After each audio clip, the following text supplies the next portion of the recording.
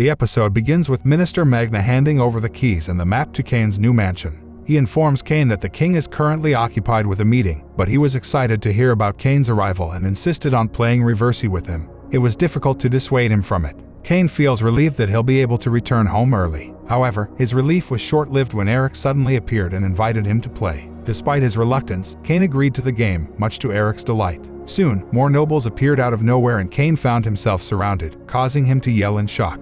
After making his escape, Kane rushed back to his own mansion, an old and eerie-looking house that seemed to be haunted. He opened the door and was greeted with darkness and silence. Casting a light ball, he made his way to the living room but found it completely empty. Deciding to take matters into his own hands, Kane used his magic spell called All Repair and All Clean to fix up the mansion. Almost immediately, it transformed into what looked like a brand new mansion. Filled with anticipation, Kane enthusiastically set about cleaning and repairing the remaining parts of the house, feeling a sense of satisfaction as he finished. Exhausted, he eventually retired to his bed to rest. Suddenly, he heard Sylvia's voice and swiftly made his way to her location. Sylvia was overjoyed to have been invited and, joined by the other maids, she pledged her unwavering service to Kane. In the midst of their conversation, a new butler named Colin introduced himself. Kane had already heard of him through Sebas, but to his surprise, Colin replied by acknowledging Kane's legendary feats of destroying an orc army and single-handedly decimating an entire forest. Following this exchange, Sylvia urged the maids to begin cleaning the mansion. However, they reported that the mansion was already spotless. Kane confessed that he had used his magic to clean the place, to which Sylvia readily accepted, demonstrating her remarkable adaptability. Colin, more astounded by Sylvia's quick acceptance than by Kane's magical abilities, watched the scene unfold. Sylvia then left to attend to Kane's belongings. Colin reminded him that his brothers, Jin and Alec, would be joining them at Garm's mansion.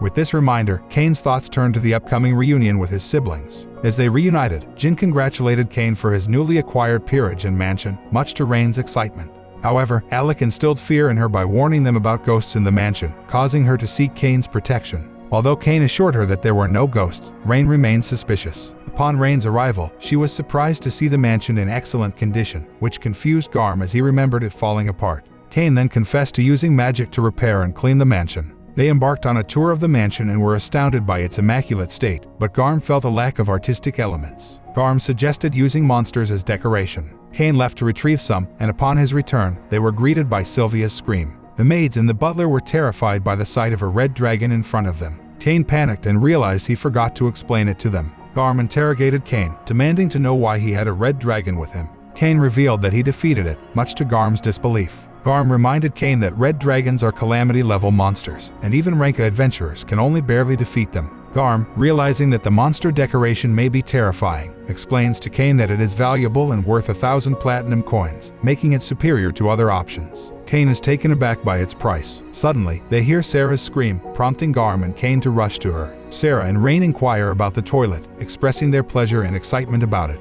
Kane proceeds to explain its functionality, and Sarah requests that he install one in their mansion as well. While Garm initially thinks they are exaggerating, he gives it a try and has the same reaction as his wife. He assures Kane that their guests will appreciate it. Mention of guests confuses Kane, prompting Garm to explain the aristocratic rule of hosting a party to showcase their new mansion. However, Kane expresses his dislike for the idea, troubled about what to do. In response, Colin presents Kane with a list of potential invitees, including Corgino. Kane recalls their unpleasant interactions and expresses reluctance to invite him.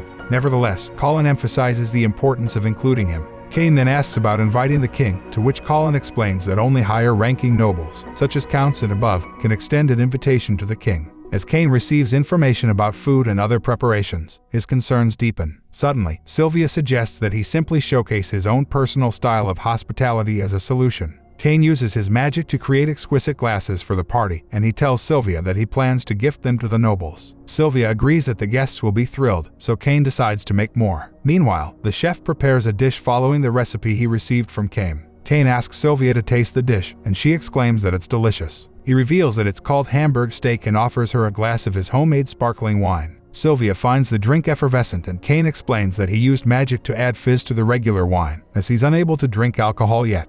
He asks Sylvia if the bubbles are too strong, and she replies that she needs to taste more to determine that. As they enjoy the food and drinks, they receive an urgent message from the royal capital. The king summons Kane to the castle and expresses his displeasure at not receiving an invitation to his mansion's debut party. He questions why Eric and Magna received invitations, but he didn't. Kane explains that he had planned to give the king the invitation in person, but he hadn't found the right opportunity yet.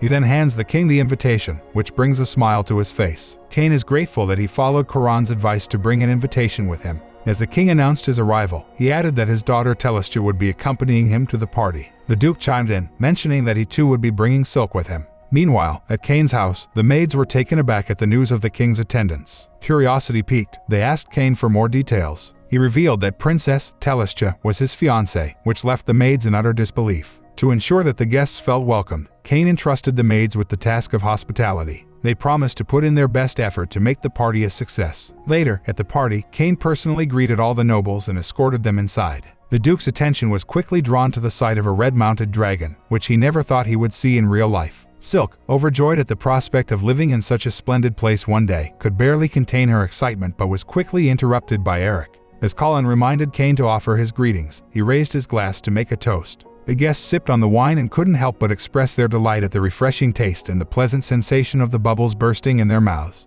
Graham asked about the drink. Cain revealed that he had used water magic to chill the wine and gifted the fancy glasses to all the attendees as a memento of the occasion. Upon seeing the glass, Eric likened it to a jewelry box, and Cain offered it to him as a souvenir. Eric thanked him and turned to Rain and Silk, who were busy stuffing food into their mouths. Suddenly, the king and his family arrived, and they too were amazed by the glass. The taste of the drink satisfied the king, and he also enjoyed the mysterious taste of the hamburger steak. Telestia also found the food to be delicious. The queen suddenly asked about the toilet and requested that one be installed in the castle. She urged her husband to try it, and he was immediately satisfied. The king and queen then pressured Cain to install one in the mansion. Cain was pleased with the king's compliment on his hospitality, and even more so when he saw the aristocrats applauding. Suddenly, Colin had some news for Cain. However, as soon as Coringo arrived, he insulted Cain and his mansion. Colin wanted to tell them about the dragon and the king, but Cain stopped him. Coringo was terrified when he saw the dragon, but Cain eventually explained it to him. Coringo then proceeded to insult him and other aristocrats, which did not go down well with them as they did not appreciate his arrogant behavior in the presence of the king. In the table, Coringo lounged indifferently as the servants poured him a drink. Despite enjoying it just like everyone else, he pretended to find fault with it.